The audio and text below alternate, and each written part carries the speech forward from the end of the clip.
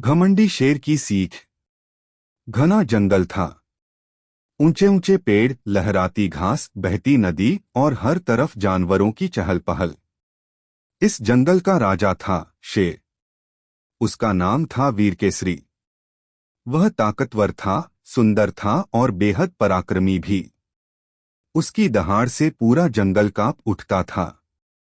लेकिन एक कमी थी, वीरकेसरी बहुत घमंडी था। वह सोचता था, मैं सबसे ताकतवर हूं, इसलिए मैं सबसे बड़ा हूं। मेरे सामने सब कुछ छोटा है। वह किसी की सलाह नहीं सुनता था।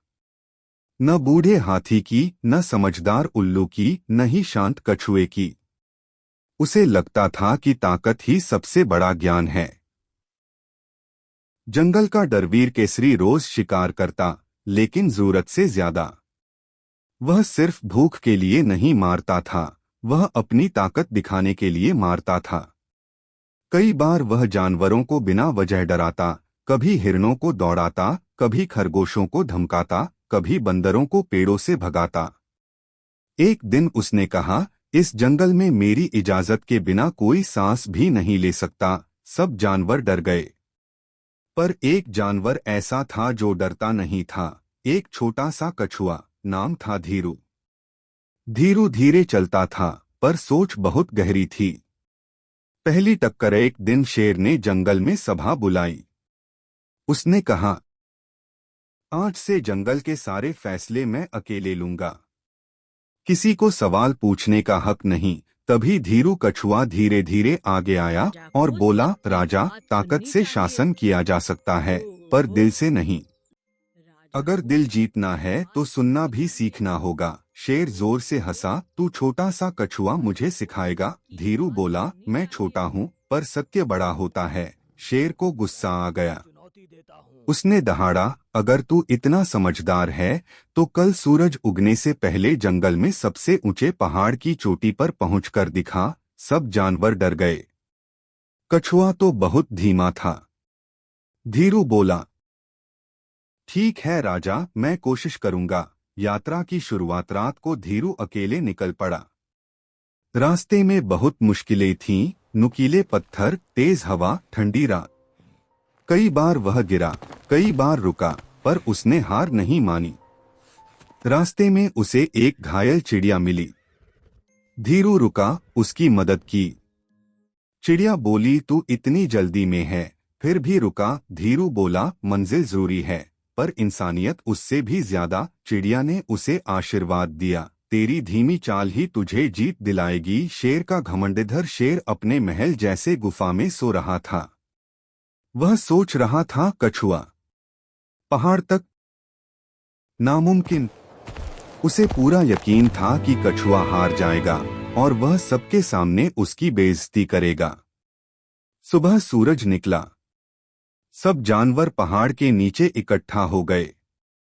शेर हंसता हुआ बोला, अब देखो तुम्हारा बुद्धिमान कछुआ कहाँ है। तभी दूर से धीमी आवाज आई, मैं यहाँ हूँ। सबने ऊपर देखा। धीरू पहाड़ की चोटी पर खड़ा था। जंगल में सन्नाटा छा गया। शेर की आंखें खुली रह गईं। पहली दरार। शेर बोला, तू तू वहां कैसे पहुंचा? धीरू बोला, धीरे धीरे, गिरते उठते, दूसरों की मदद करते हुए। शेर को गुस्सा आया, पर कहीं न कहीं उसे शर्म भी लगी। उसने कहा, यह सिर्फ किस्मत थी। धीरू बोला, किस्मत भी उसी का साथ देती है जो हार नहीं मानता। पहली बार शेर के घमंड में दरार पड़ी। जंगल में संकट। कुछ दिनों बाद जंगल में भयंकर आग लग गई। तेज हवा से आग फैलती जा रही थी। जानवर इधर-उधर भाग रहे थे। शेर ने दहाड़कर कहा, सब मेरी बात मानो। लेकिन डर के मारे कोई उसकी बात सुन ही नहीं पा रहा था।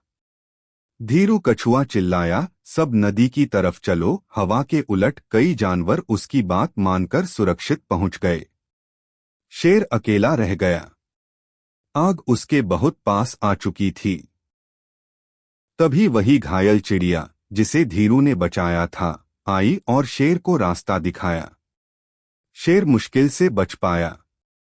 शर्म का जनमंदी किनारे शेर चुप बैठा था। उसकी आंखों में घमंड नहीं, डर और सोच थी। वह धीरू के पास गया और बोला, आज अगर तू और तेरे जैसे जानवर न होते तो मैं मर गया होता। धीरू बोला, राजा, ताकत आपको राजा बनाती है, पर विनम्रता आपको महान बनाती है। शेर पहली बार झुका।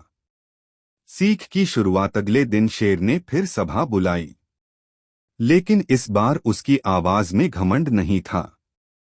उसने कहा, मैंने सीखा है कि अकेला कोई राजा नहीं बन आज से सकता। सभी फैसले आज मिलजुल कर से लिए हर जाएंगे। फैसला मिलकर लिया जाएगा। सब जानवर खुश हो गए। शेर ने धीरू को अपने पास बैठाया और कहा, आज से तू मेरा सलाहकार है। धीरू मुस्कुराया।